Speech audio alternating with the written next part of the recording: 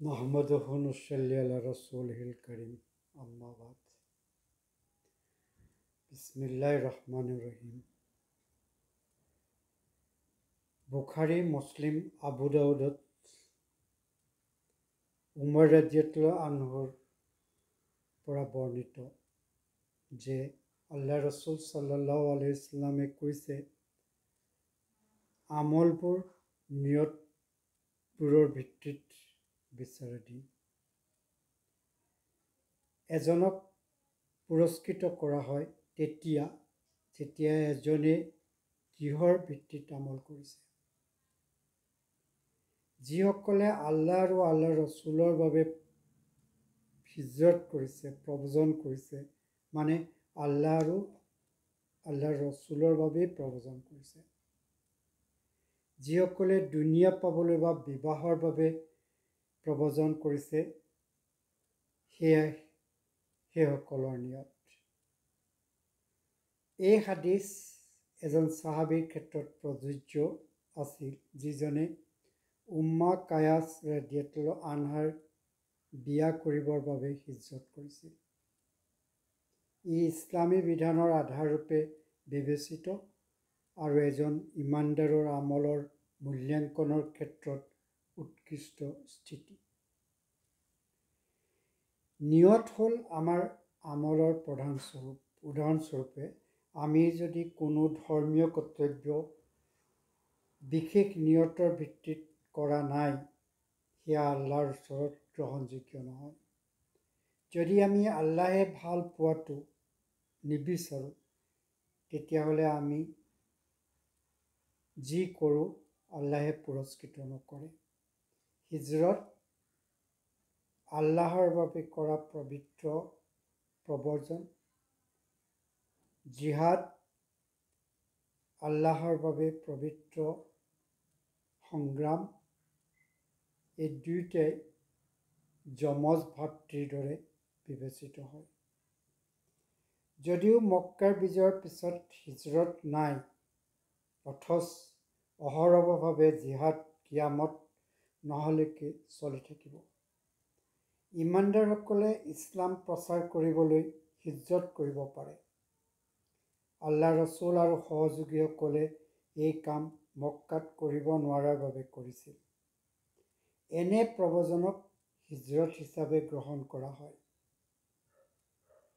যদিহে শুদ্ধ অন্তঃকৰণে আল্লাহৰ হকে কৰে আমল অবিহনে কেতিয়াবা নিয়তৰ ওপৰত পুৰস্কৃত কৰা হয় উদাহৰণস্বৰূপে যদি আমি কিবা এটা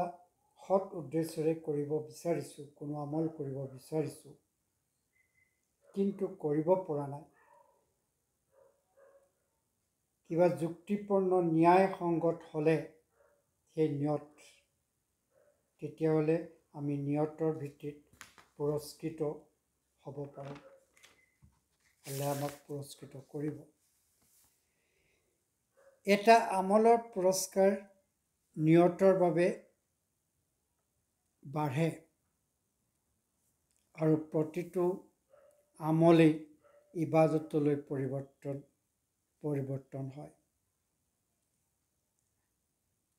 আমি কেতিয়াবা এই খন্তেকীয়া দুনিয়াৰ জীৱনত অনন্ত আনন্দ লাভ কৰিব নোৱাৰোঁ কিন্তু আল্লাহৰ ইবাদতৰ বাবে নিয়ত কৰি ঠিক যেন আমি চিৰকাল জীয়াই থাকিব পাৰিম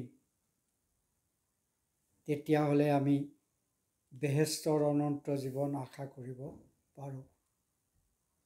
অবিশ্বাসীসকলৰ যাৰ অন্তৰত বিশ্বাস নাই একেই নীতিৰ মতে নৰকত দুজখত অনন্ত শাস্তি আশা কৰিব পাৰে ইমানদাৰসকলে